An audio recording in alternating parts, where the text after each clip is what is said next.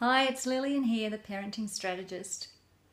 I'm here with you again today to answer the question of somebody that responded to one of my prior videos, asking whether it was actually the challenging children or the parents who need to look at what they're doing.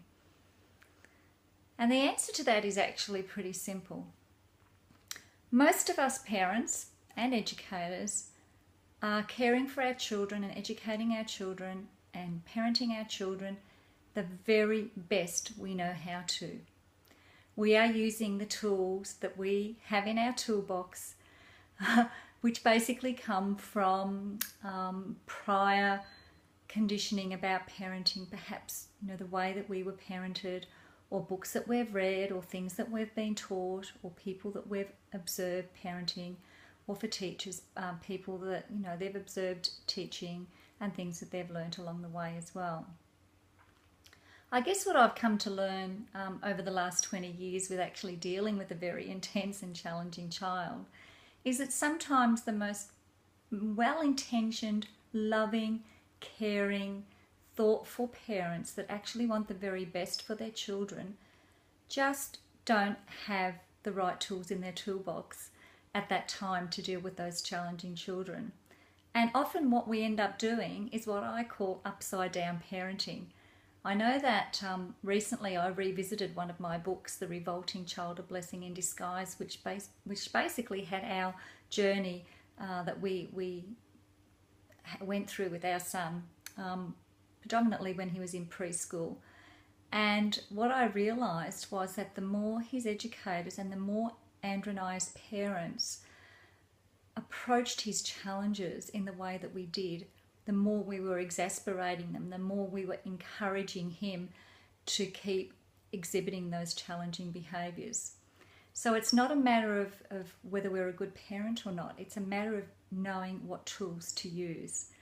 So what I've learnt now and what I teach parents now is really about looking at where we place all of our attention, where we place all of our energy and our relationship when we're dealing with our children on a daily basis.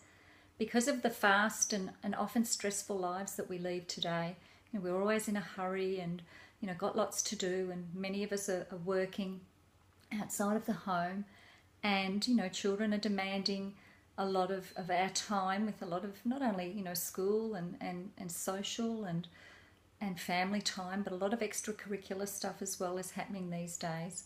And we tend to, I guess, focus our attention and our relationship with our children on the energy that's created when things are not going right. So our kids actually start to learn that this is how they get our relationship. Because when they're sitting quietly and playing, or maybe watching TV, or sitting down doing their homework, or reading a book, we don't give them a lot of attention. We might say, good on you, great work. We might give them little bits of encouragement. But what we tend to do is give them huge amounts of energy. We really energise them when they're doing the wrong thing. So as soon as they start mucking up or breaking a rule or not listening, that's when we energise them.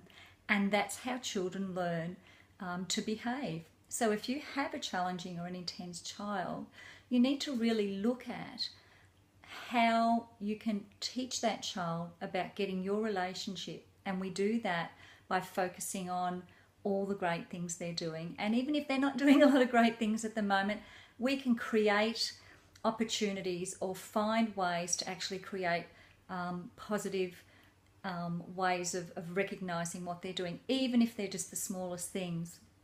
We can recognize their greatness just for sitting down and eating their dinner. I love the way that you came to the table when I asked you to, and that you're sitting down quietly eating your dinner. That shows that you are very responsible and that you're a great listener, and that you respect what I have asked you to do. So thank you so much for coming to the table and sitting down and eating your dinner.